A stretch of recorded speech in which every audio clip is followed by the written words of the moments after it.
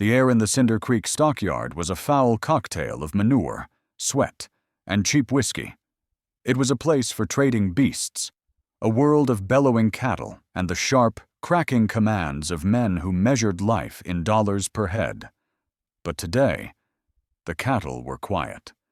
The main attraction was in a small, reinforced pen, usually reserved for breaking wild stallions. Her name was Oma, and she was not a horse. She stood with her back pressed against the rough-hewn rails, a lone, defiant figure amidst the filth. She was Paiute, though the jeering crowd of ranchers and drifters didn't care about the distinction. To them, she was simply property, a spoil of a recent skirmish on the edge of Silas Thorne's sprawling cattle empire. Her hands were bound in front of her, the ropes chafing her wrists raw. Her deerskin dress was torn, her face smudged with dirt. But her eyes were a fire that the dust and humiliation could not extinguish. They burned with a cold, pure hatred that she aimed at every leering face in the crowd, in the shadows near the back fence, away from the main rabble. Jonah watched. He was unknown, a drifter who had the look of a man who had been scoured out by the wind and the sun. His clothes were worn, his face was gaunt, and a deep weariness lived in the lines around his eyes. He seemed less a man and more a ghost, a silent observer with no stake in the proceedings. He carried nothing but the clothes on his back, and a weight in his soul that was heavier than any saddlebag. He had come to Cinder Creek looking for a day's work, but had found a vision from his own private hell instead. The auctioneer, the corpulent rancher Silas Thorne himself, stood on a barrel. "All right, boys, let's not waste the day," he boomed, his voice slick with satisfaction. "What am I bid for this fine piece of stock? Strong back, good teeth. We'll make a fine field hand or servant for the missus. Who'll start the bidding at $10? A cruel laugh rippled through the crowd. A rancher with a pockmarked face held up a half-empty bottle. "I'll give you $5 and this whiskey. Silas." $5 it is. Do I hear 6? Oma did not flinch. She did not cry out. Her defiance was her only armor, her silence her only weapon. With every bid, she felt a piece of her soul being carved away, her humanity being auctioned off like a side of beef. She was no longer a person. She was an object, a thing to be owned and used. The world had become a simple, brutal equation. There were the owners, and there were the owned, and she would hate them all equally. The bidding stalled at $15, a paltry sum, even for a human life. Jonah, who had been as still as a statue, finally moved. His hand went to the pocket of his worn trousers. He did not have $15. He did not have 5. He had a single or solitary silver dollar, worn smooth with time. It was his last. It was the barrier between him and starvation, the price of a hot meal or a roof over his head for one more night. He watched Oma, saw the untamable fire in her eyes, and in that fire, he saw the face of a ghost, a memory of another pair of defiant eyes, a promise he had failed to keep, a debt he could never repay. He had stood by once before and done nothing, and the cost of that inaction had been everything. He would not make that mistake again. His choice was not a choice at all. It was a compulsion, an act of desperate penance. He stepped out of the shadows. His movement was so sudden it drew a few glances. He didn't speak. He didn't raise a hand. He simply drew his arm back and, with a clean, hard flick of his wrist, threw the silver dollar.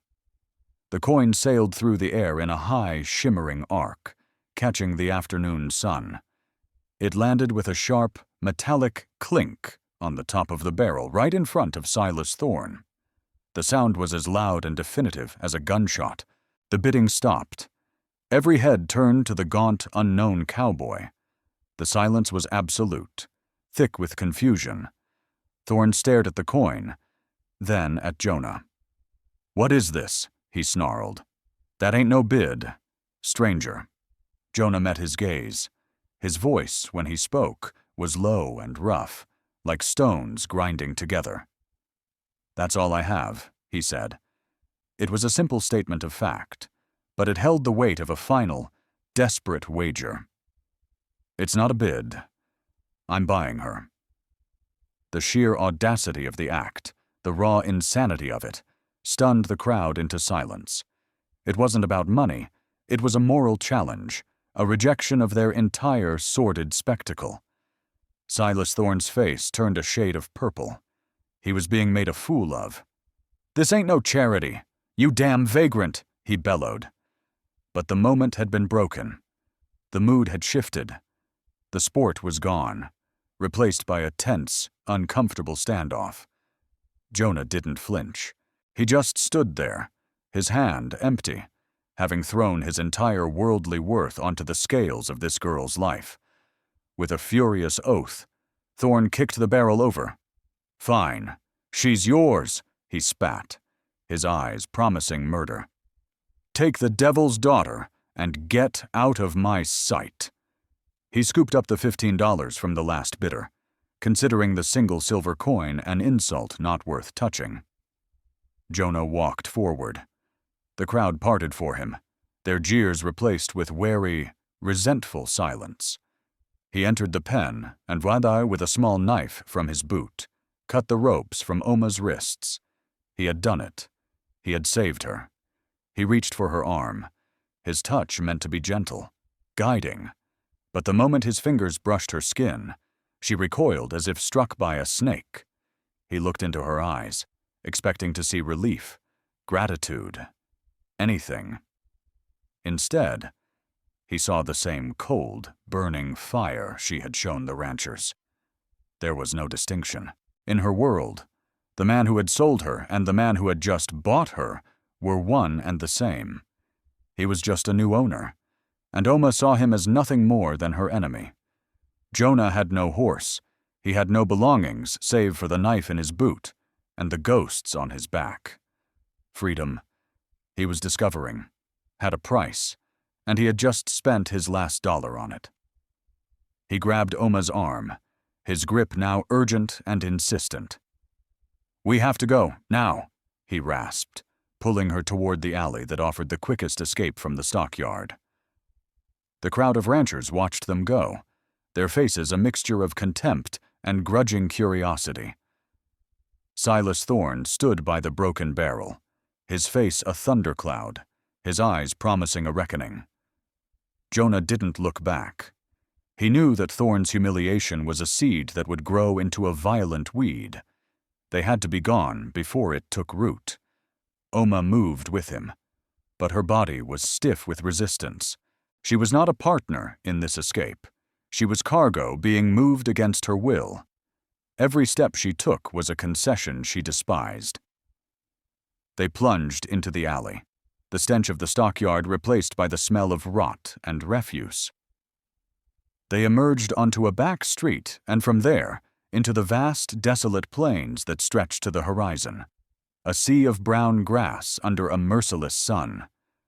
For hours, they walked. Jonah set a punishing pace, his long strides eating up the parched land. He was driven by the image of Thorne's face and the memory of another face, another failure. He didn't know where he was going, only that it was away from Cinder Creek, away from the ghost he was trying to outrun.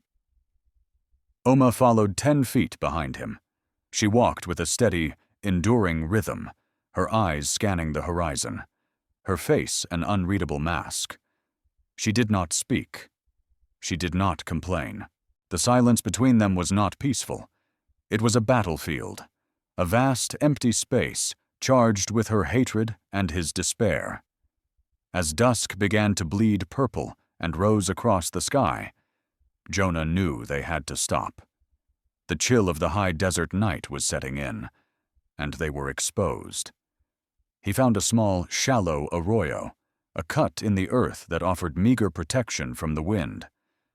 He slid down the sandy bank and turned to her. "We'll rest here for the night," he said. Oma did not respond. She slid down the opposite bank, as far from him as the small space would allow, and wrapped her arms around herself, her back to him. It was a clear, unmistakable message. We are not together. We are just in the same place. Jonah sighed, a sound of bone-deep weariness.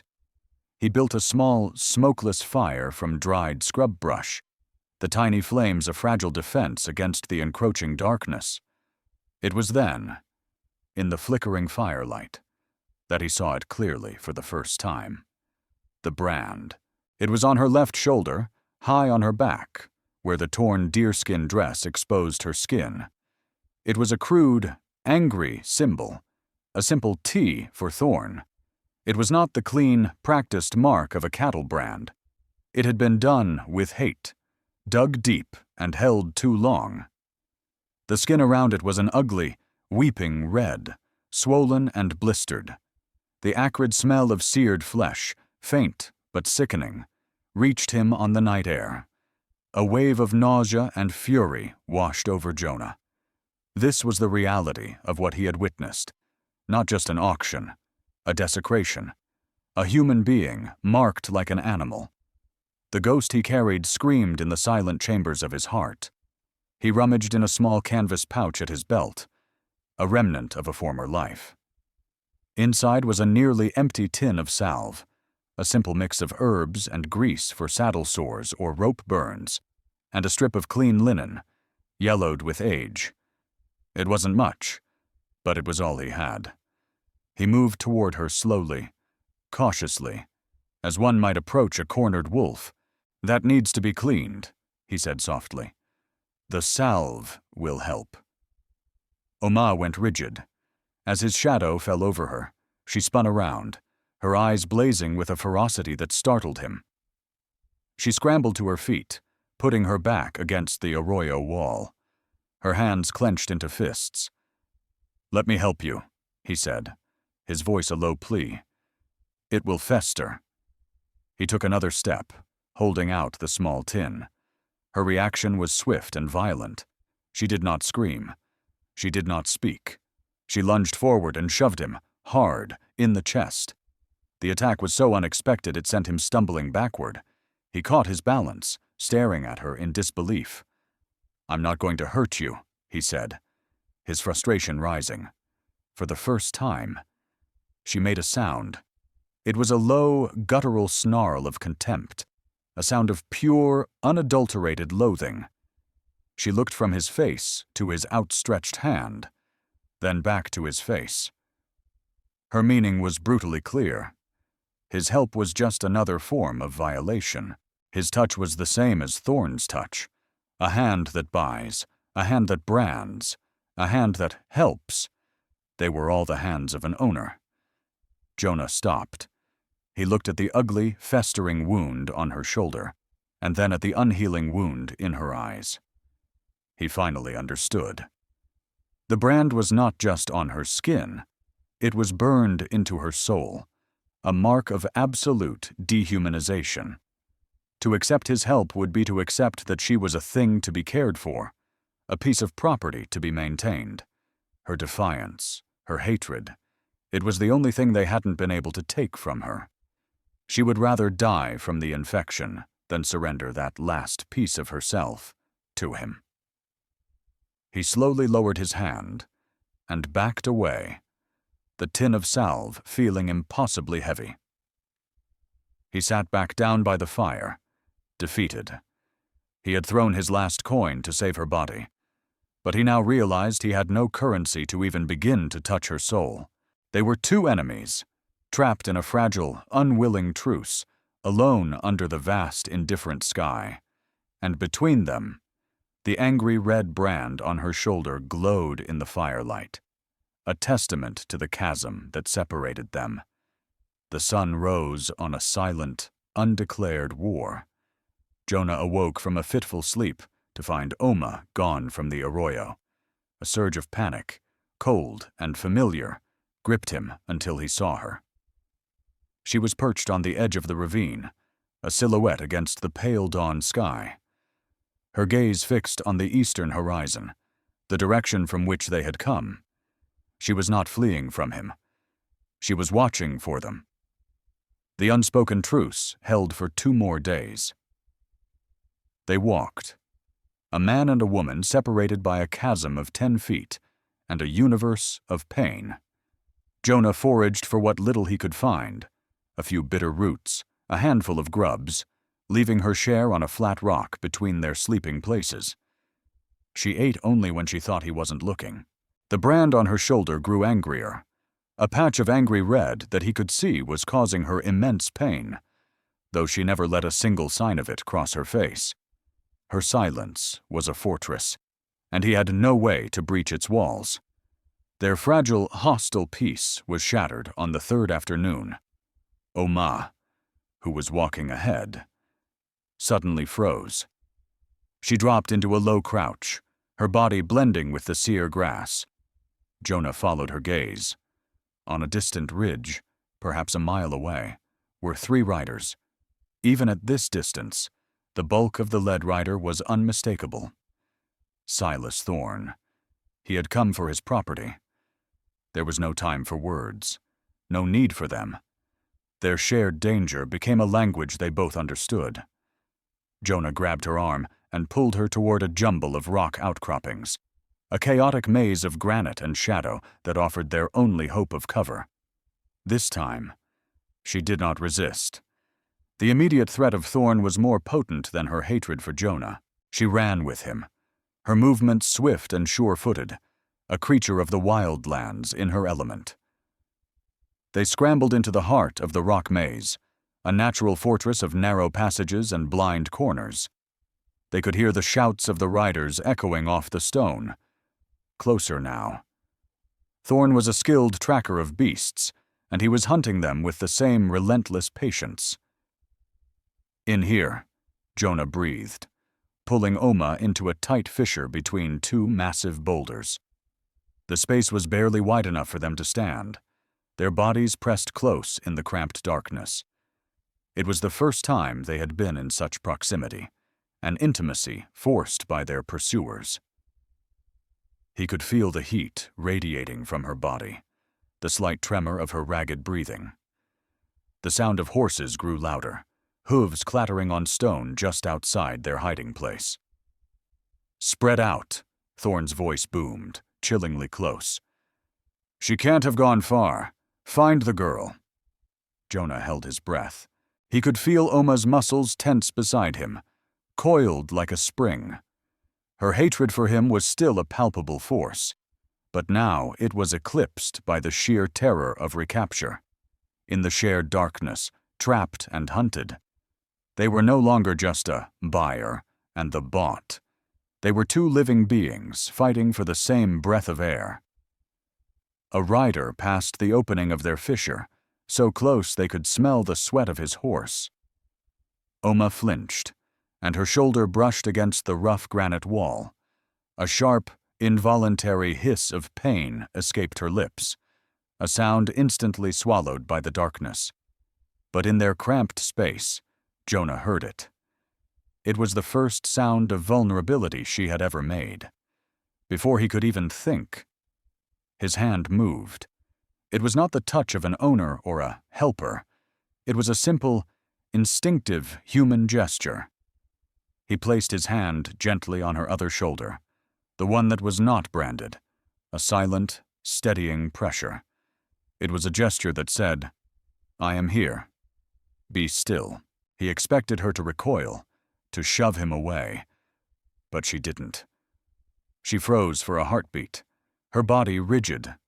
Then, ever so slightly, she leaned into the pressure of his hand. It was not a gesture of comfort or trust. It was an acknowledgement of a shared reality. In that moment, trapped in the dark with death just a few feet away, her body had betrayed her conscious will. Her pain and fear had found a fleeting, desperate anchor in the touch of her enemy. Outside, the rider moved on. The sounds of the hunt drifted further away as Thorne and his men continued their search deeper into the rock maze. The immediate danger passed. Slowly, Jonah removed his hand. The space between them, once a battlefield, was now just a space. The air was still thick with her enmity, but a single, unspoken word had been exchanged in the darkness. It was not trust. It was not forgiveness. It was something far more primal, a shared will to survive. For a fleeting, desperate moment, they had not been enemies. They had been allies, and that single moment, born of pain and fear, had changed everything. The hunt continued for another day. Jonah and Oma moved through the rocks like ghosts, doubling back on their trail, using every shadow and fissure to their advantage. Thorn was relentless, but the labyrinth of stone was their ally. By nightfall of the second day, the sounds of the pursuit had faded. They had escaped, for now. They found shelter in a place that seemed born of despair, an abandoned line shack, a tiny, dilapidated hut used by ranchers decades ago and long since forgotten. The roof sagged. The door hung from a single leather hinge, and the wind moaned through the gaps in the warped plank walls. But it was a shelter, a barrier against the vast, empty darkness of the plains. Inside, Jonah collapsed onto the dirt floor, his body finally surrendering to an exhaustion that was more than just physical. The days of running, the lack of food, and the constant tension had taken their toll. A deep, shivering cold settled into his bones, a chill that had nothing to do with the night air. Oma watched him from the far corner of the tiny shack. She saw the tremor in his hands, the unnatural pallor of his skin beneath the grime. He was succumbing to a fever born of exposure and exhaustion. She remained apart, a silent observer. Her hatred for him was a steady flame, but her survival instincts were sharp. A dead man was of no use to her. His weakness made them both vulnerable. As the night deepened, Jonah drifted into a feverish, tormented sleep. The shack dissolved around him, the moaning of the wind replaced by other sounds from his past. He was no longer in a desert shack. He was in a muddy, rain-soaked alley in a town far away. He saw a woman, her face pale with fear, pressing a small, crying bundle into his arms. Just for a little while. Jonah, she had pleaded, her eyes wide with desperation. Keep her safe. I'll come back for her. I promise. The memory shifted. He was in a saloon, the crying bundle now a sleeping child in a basket in a quiet back room. He was only going to have one drink, just one, to steady his nerves. But one drink became 2, then 4.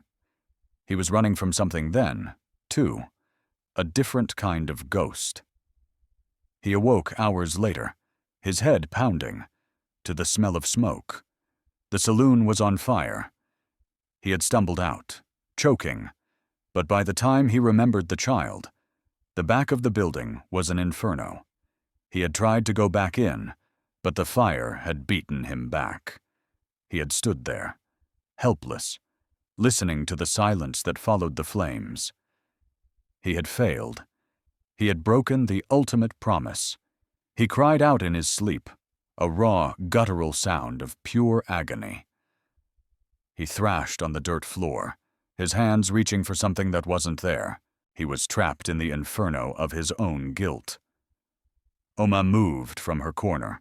The man on the floor was not her enemy now. He was a soul in torment. She had seen men scream from pain, from anger, from fear. But this was different. This was the sound of a spirit being torn apart from the inside. She knelt beside him, her face a mask of wary curiosity.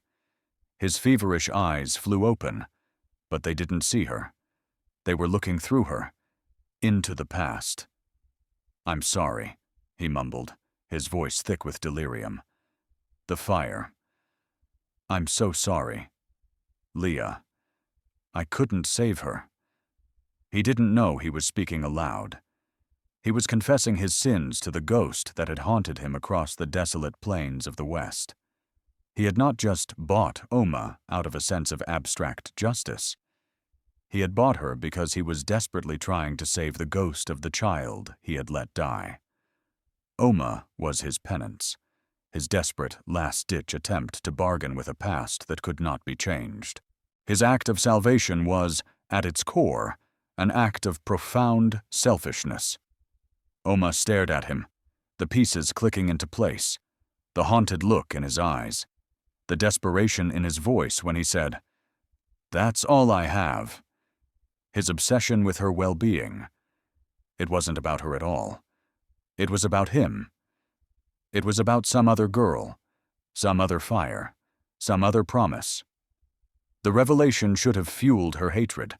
It should have proven that his act was just another form of ownership, a way to soothe his own conscience, using her as a tool. But as she looked at the man shivering on the floor, weeping for a ghost named Leah, she felt something else stir within her. It wasn't pity. It wasn't forgiveness. It was a flicker of cold, hard understanding. His demons were as real as hers. His scars, though invisible, were as deep as the brand on her shoulder. He was not just an owner. He was not just a white man. He was broken, just like her. She rose and dipped a strip of cloth from her own dress into the small pool of rainwater that had collected in a corner of the shack. She wrung it out and, with a hesitant, almost clinical detachment, she placed the cool, damp cloth on his fevered brow. It was not an act of kindness. It was the act of a survivor assessing another survivor, a recognition that their shattered pieces were, in some strange and terrible way, cut from the same broken stone. The fever broke with the dawn, leaving Jonah weak and hollowed out, the ghosts of his confession still clinging to him like smoke. He was met not with Oma's hatred, but with a profound and unsettling silence. She had kept the damp cloth on his head through the night, a gesture he could not begin to understand. She was no longer just his enemy. She was a mystery, her motivations as veiled and unreadable as the vast plains around them. They pushed on. The dynamic between them subtly but irrevocably changed. The 10 feet of distance between them remained. But it was no longer a battlefield. It was now a space of quiet observation. He was no longer just a buyer, and she was no longer just property. They were two broken people, each aware of the other's scars, walking a parallel path of survival. The pursuit resumed 2 days later. Thorn, it seemed, was a man whose obsession was matched only by his stubbornness. They spotted the dust cloud of his horses in the distance and were forced to flee into a treacherous stretch of badlands, a broken landscape of ravines and sun-baked rock. They were scrambling down a steep, shale-covered slope when the sound cut through the air, a dry, angry rattle that sent a bolt of primal fear through Jonah. It was directly in Oma's path. Before she could react, before he could even shout a warning, Jonah launched himself forward. He shoved her hard, sending her tumbling safely to the side, and took her place. He felt a sharp, searing pain in his calf, as if he'd been struck by 2 red-hot needles. He looked down. Coiled in the dust was a large diamondback rattlesnake, its fangs dripping venom. He had taken the bite meant for her. He stumbled backward, a cry of pain torn from his throat, and kicked out, sending the snake slithering away into the rocks. He collapsed to the ground, his hand clamping around his calf. The venom was like fire, a white-hot agony that was already starting to spread through his veins. Oma stared, her eyes wide with shock. He had done it again. He had thrown himself in front of danger, sacrificing his own well-being for hers. But this was different from the coin. This was not an act of penance for a ghost. This was immediate, instinctive, and aimed directly at saving her. Thorn's shouts echoed from the ridge above them. They had been seen. "Nowhere to run," he bellowed. Jonah tried to get up, but his leg buckled beneath him. A wave of dizziness and nausea washed over him. He was a dead man. The snake or Thorn. It didn't matter which killed him first. "Go," he gasped, looking at Oma. "Run. He wants you. Not me. Get away." Oma looked from Jonah's pale, sweating face to the riders making their way down the ridge. Then she looked at the two small, dark puncture wounds on his calf, where the skin was already beginning to swell and discolor. Her mind raced. To run was to survive. It was the logical choice. It was the choice her hatred demanded. But her feet would not move. She saw not the enemy who had bought her, but the man who had twice placed his body between her and harm. She saw the tormented man who wept for a lost child in his sleep. She saw a man whose brokenness mirrored her own. Her choice was not a choice at all. It was a compulsion, driven by an ancient code of honor that ran deeper than her own personal pain. A life for a life. He had saved hers. Now, she had to save his. With a speed and purpose that stunned Jonah, she sprang into action. She ignored Thorn's approaching shouts. She ripped a long strip from the hem of her deerskin dress and tied it tightly around Jonah's thigh, high above the bite, to slow the venom's spread. Then, her eyes scanned the sparse vegetation of the ravine. She was a daughter of this land. She knew its secrets, its poisons, and its cures. She found what she was looking for: a squat, ugly cactus with broad, flat pads, a prickly pear. With Jonah's knife, which she pulled from his boot without asking. She expertly cut away a large pad, scraped off the needles, and sliced it open. "This will hurt," she said. It was the first complete sentence she had ever spoken to him. She knelt and pressed the raw, pulpy inside of the cactus pad directly onto the snakebite. Jonah roared in pain as the acidic juice flooded the wound. It was a desperate, agonizing folk remedy, meant to draw out the poison. Oma held it there, her small hands surprisingly strong, her face a mask of intense concentration. She was no longer a victim. She was a healer. She was in command. Above them, Thorn and his men were halfway down the slope, but they were on foot now, the terrain too treacherous for horses. It had bought them a few precious minutes. Oma worked quickly, her fear for herself sublimated into her focus on him. In that moment, as she tended to his wound, the brand on her own shoulder seemed to fade. The chasm between them vanished. She was finally forced to look past the owner, past the white man, past the enemy, and see only the man. A man who had sacrificed everything for her. And in saving his life, she was beginning, just beginning, to reclaim her own. The crude poultice worked its agonizing magic. The venom's relentless march through Jonah's veins slowed, contained by the tight leather binding and the drawing power of the cactus. The pain was immense, but the encroaching fog of death began to recede. He was alive, thanks to her, thanks to the enemy who had just saved his life. Thorn and his men were closing in, their triumphant shouts echoing in the ravine.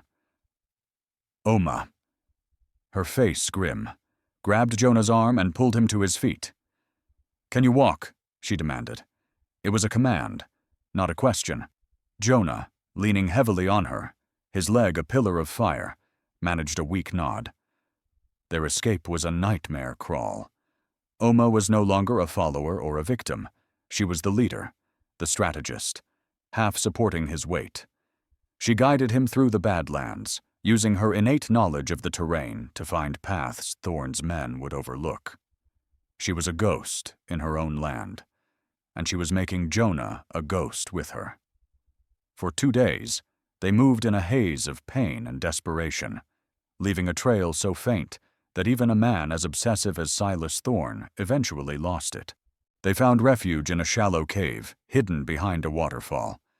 a secret place of cool air and the constant, soothing sound of water. Here, for the first time since the auction, they were truly safe. For days. Oma tended to Jonah's leg. She replaced the cactus poultice, found roots to mash into a paste to fight the swelling, and brought him water in a makeshift bowl she fashioned from bark. She worked with a silent, detached efficiency. Jonah watched her, his mind reeling from the shift in their world. He had tried to save her to atone for a ghost, but he had failed. Instead, she had saved him. The debt he had been trying to pay to the past had been erased, replaced by a new, more profound debt to the woman right in front of him. "Oma," he said one afternoon, his voice raspy. "Why?" She paused in her work, her back to him. "You took the bite," she said simply, as if that were the only explanation needed. A life for a life. It was a code far older and more absolute than any law he had ever known. "We can't keep running," he said, looking at the entrance of the cave. "Thorn won't stop. A man like that never stops until he possesses or destroys what he wants." "We go north," Oma stated, her voice flat. "Into the mountains. He will not follow there." It was the logical choice. Disappear. Survive. Jonah thought of the life that awaited them, a life of hiding, a life of looking over their shoulders, a life of being ghosts. He thought of the brand on her shoulder, a mark of ownership that would never fade. He thought of his own past, of the fire and the saloon and the promise he had run from. He had been running his whole life. He was tired of running. "No," he said, his voice gaining a strength he hadn't felt in years.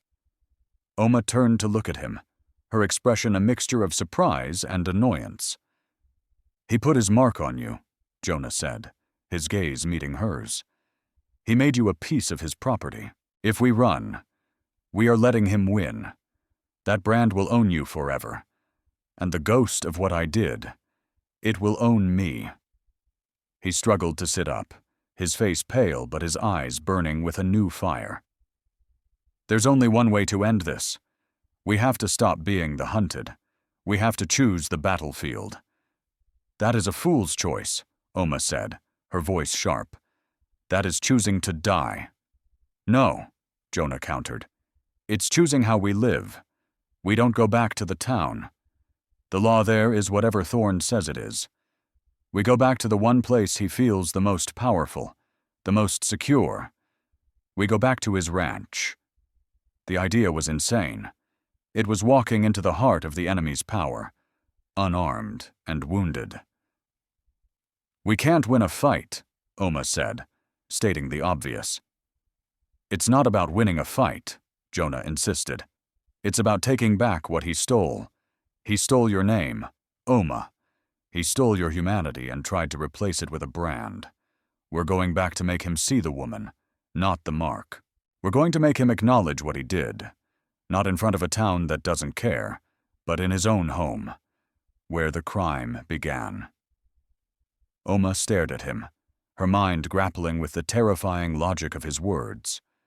To run was to accept Thorn's definition of her forever. To return was to seize the narrative, to force a reckoning on her own terms. It was a choice between a long life of shame or a possible death with honor. Her hand went unconsciously to her shoulder, to the scarred flesh beneath her dress. For her entire life, she had been defined by others, by her tribe, by her family, and now, by the man who had burned his initial into her skin. Jonah's insane plan offered something she had never had before, a chance to define herself. A slow, deliberate nod was her only answer. The decision was made. They would let Jonah's leg heal just enough to carry him. Then, together, they would turn back. They would stop being the prey that flees and become the specters that haunt. They would return to the Thorn Ranch and reclaim the one thing he could never truly own: her name. The journey back to Thorn's ranch was a slow, deliberate pilgrimage of ghosts. Jonah leaned on a crude crutch, every step an agony, but his face was set with a grim resolve he hadn't known he possessed. Oma walked beside him, no longer 10 feet away, but shoulder to shoulder. The silence between them was no longer a battlefield. It was a pact. They were two halves of a single, desperate purpose. They arrived at the Thorn Empire under the cover of a moonless night. It wasn't a ranch so much as a small kingdom, with a large main house, multiple barns, and a web of corrals that spread across the valley floor. They didn't go near the main house. Oma, guided by an instinct for the rhythms of her enemy, led them to the one place where the crime had been committed and where its evidence remained. The branding pens. A fire burned low in a smithing pit, casting long, dancing shadows. A few ranch hands were still awake, drinking and talking quietly by the flames. Thorn was not among them. Oma and Jonah concealed themselves in the deep shadows of a tack shed, waiting. "He will come," Oma whispered, her voice certain. "He likes to look at his work before he sleeps." She was right. An hour later, Silas Thorn emerged from the main house, a lantern in one hand and a bottle of whiskey in the other. He walked to the main corral, his heavy footsteps sure and confident on the land he owned. He surveyed his kingdom, his face smug with the satisfaction of a man who believes he is master of all he sees. This was the moment. Jonah and Oma stepped out of the shadows. Thorn spun around, his hand instinctively going for the pistol at his hip, but he froze when he saw them. It was not the fear of an ambush that stopped him, but sheer, utter disbelief. The prey had returned to the wolf's den. "What is the meaning of this?" he snarled, recovering his composure. "I should have known you were too stupid to run." He took a step toward them, his eyes filled with murderous rage. Jonah stood his ground, leaning on his crutch. "We didn't come back to run, Thorn," he said, his voice steady. "We came back for what you stole." "I stole nothing," Thorn laughed, a harsh, ugly sound. "I bought her, fair and square, and you stole her from me." It was Oma who moved. She stepped forward into the firelight, her small frame radiating a power that made even Thorn pause. She looked him directly in the eye, her gaze unflinching. "You did not buy me," she said, her voice clear and ringing in the night air. "You bought a body. You did not buy my name." She reached up and, with a single, deliberate motion, tore the shoulder of her deerskin dress, exposing the ugly, puckered T branded on her skin. The ranch hands by the fire fell silent, their eyes wide. "You put this mark on me," Oma declared, her voice rising with a strength that came from the very core of her being. "You thought this brand made me your animal, your property. You were wrong. This brand is not your mark of ownership. It is your mark of shame. It is the proof of your crime, for all to see." She took another step forward, her eyes burning into his. "My name is Oma. I am Paiute. I am not your cattle. I am not your thing. And you will look at me, and you will see me." The raw, undeniable truth of her words hung in the air. She had taken his ultimate act of dehumanization and turned it into a weapon against him. The brand was no longer her shame. It was his. The ranch hands stared, their loyalty to their paycheck warring with the basic human decency her words had ignited. Thorn was speechless, his face a mask of apoplectic fury. His power was built on the idea that people like Oma were objects. Her powerful assertion of her own humanity was a direct assault on the foundation of his world. Robbed of his power, he resorted to the only thing he had left. He drew his pistol, but he never had the chance to aim. From the shadows, Jonah moved. He was not a gunslinger. He was a broken man seeking atonement. He lunged forward, not with grace, but with the full weight of his regret. He slammed his body into Thorn, sending them both tumbling to the ground. The gun went off, the shot firing harmlessly into the night sky. Jonah, ignoring the searing pain in his leg, wrestled the gun from Thorn's hand. He didn't point it at him. He simply threw it into the darkness. He stood over the sprawling, defeated rancher, breathing heavily. He had not won with violence. He had won by sacrificing himself, by taking the final, necessary step to reclaim his own honor. He looked at Oma, who stood bathed in the firelight, proud and unbroken. He had bought her for $1, a desperate act to quiet a ghost. But she had given him something worth far more in return. She had given him a chance to finally stop running. Silas Thorne's power wasn't broken by a gun, but by a girl's voice and the weight of his own crimes made public. In the days that followed, the story of what happened at the branding fire spread like a contagion through the valley. Ranch hands, their conscience stirred, began to drift away. Thorne was left a king of an empty kingdom, haunted not by ghosts, but by the living memory of the woman who had refused to be an object. His brand had become his prison. Jonah and Oma didn't stay. There was nothing for them in Cinder Creek. They walked away, heading north, not as owner and property, not as enemies, but as two solitary survivors who had found a strange, unspoken peace. Jonah's past was not erased, but its hold on him had lessened. The ghost of Leah was quieter now. Her memory honored not by a frantic act of penance, but by a quiet, deliberate stand for another's dignity. Oma walked beside him, the brand still on her shoulder. It would always be a part of her, a physical map of her pain. But it was no longer a mark of shame. She had redefined it. It was now a brand of honor, a symbol of her survival, a testament to the moment she had reclaimed her name. Their future was an unwritten page, a vast and uncertain landscape. But they would walk it freely, unowned and unbroken. The West was a brutal, unforgiving land that often measured a person's worth in what they could take and possess. But in the quiet moments between the violence, it sometimes revealed a deeper truth, that a person's true worth is found not in what they own, but in what they are willing to sacrifice for the soul of another.